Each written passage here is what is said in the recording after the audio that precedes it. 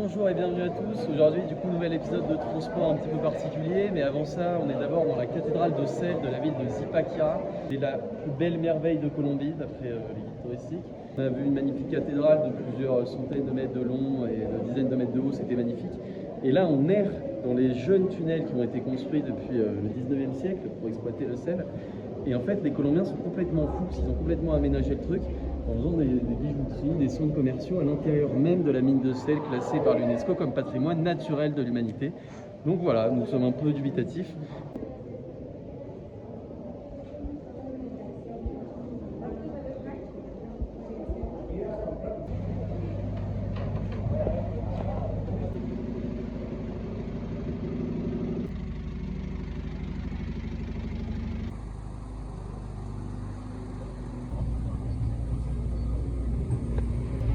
Donc finalement, ce train a une énorme blague. Comme vous l'avez vu, en fait, il y a plusieurs manières de sortir de cette mine, dont de monter dans ce jeune train tout à fait dessin animesque. Et du coup, nous voilà en train de sortir pour aller prendre le vrai train, le seul vrai train de Colombie. Là, je suis tout à fait excité. Vous connaissez mon amour pour les trains, ça va être complètement fou. Décidément, c'est vraiment la journée des trains. On vient de sortir de la mine. Donc là, vous avez un train d'époque qui servait à amener du coup les ouvriers en bas de la mine. Et en fait, c'est pour ça que c'est une cathédrale de sel aujourd'hui, parce que comme c'est un métier très dangereux, les gens priaient au fond de la mine. Et donc là, on peut voir que c'est un vrai train et qui sert aujourd'hui d'attraction touristique pour presque tous les pays du monde. Comme d'habitude, les drapeaux en commentaire. Fin du séjour à l'hôtel Camino des Salles. Et qu'est-ce qu'on ne devine pas tout au fond là-bas? Attention, en bleu et rouge, le train qui nous attend. Oh là là, je n'y crois pas. De la chambre, je l'ai vu. Petite vue de la vraie cathédrale de la ville, qui est quand même assez imposante, avec la sortie de messe et donc tout le monde qui vend des genres de produits en tout genre, notamment du mango biché, donc c'est de l'amande et du citron, du sel et parfois un peu de sauce.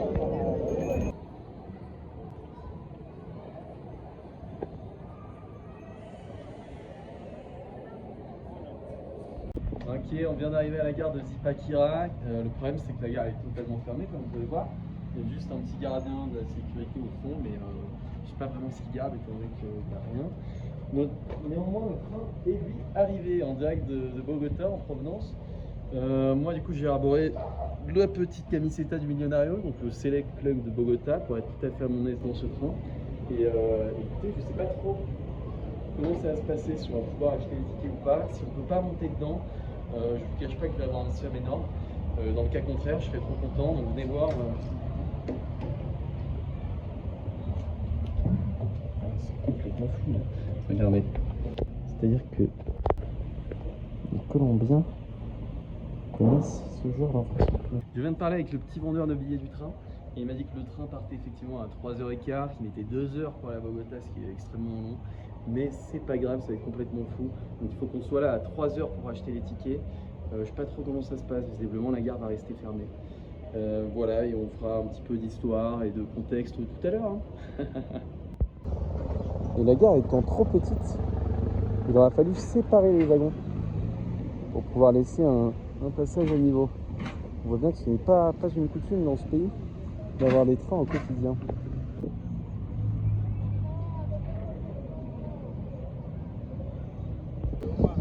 On arrive aux abords du train et voilà qu'il y a de l'animation. Toutes sortes de petits vendeurs.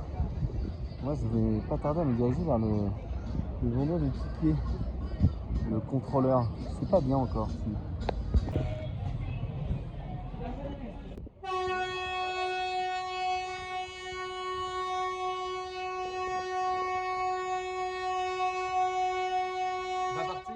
Ok, top.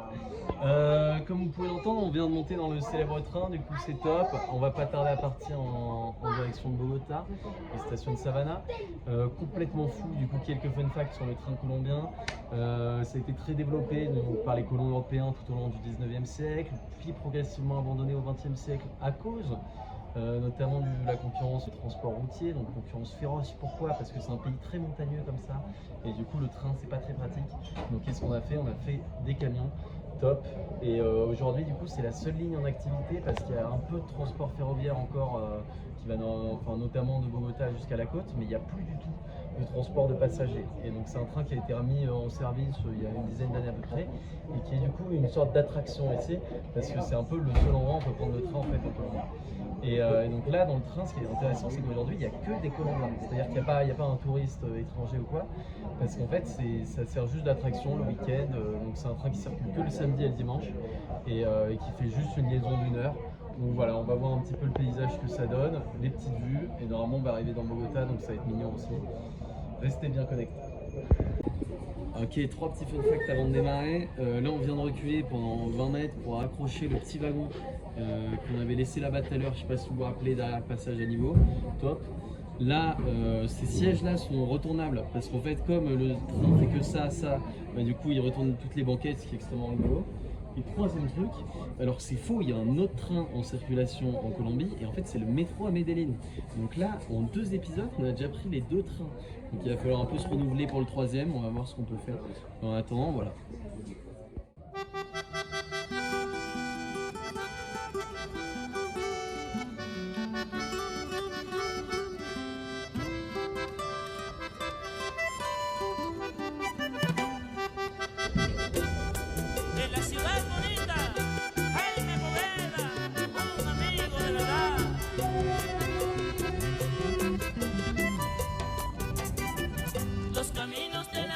Ça fait quoi, un quart d'heure qu'on est parti, et comme vous pouvez voir, la circulation est complètement coupée à cause de nous.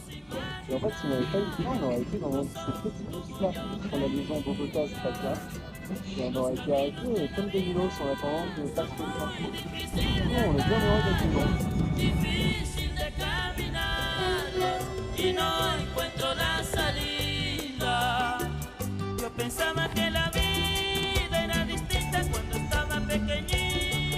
Yo creía que las cosas eran fácil como ayer, que mi viejecita abuela se esmeraba por darme todo lo que necesitaba y me doy cuenta que tan fácil no es, porque mi viejita ya está cansada de trabajar para mi hermano y para mí, y ahora con gusto me toca ayudar. Bon, on vient d'arriver dans le centre-ville de Bogota. Et il faut voir que le train est vraiment une attraction exceptionnelle ici. Alors, tout le monde s'arrête pour laisser passer, prendre des vidéos. Et là, le train fait concurrence au bus ici. En fait, il faut savoir que tout le réseau de transport en commun de Bogota est fondé sur le Transmilenio.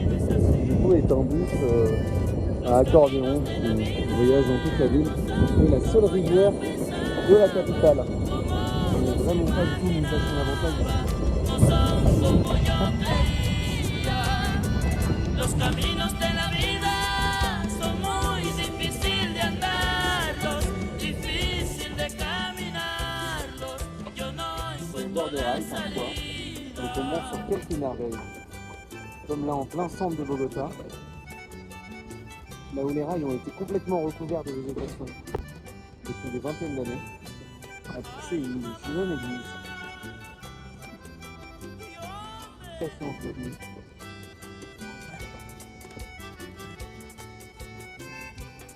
Avec une entrée un peu condamnée.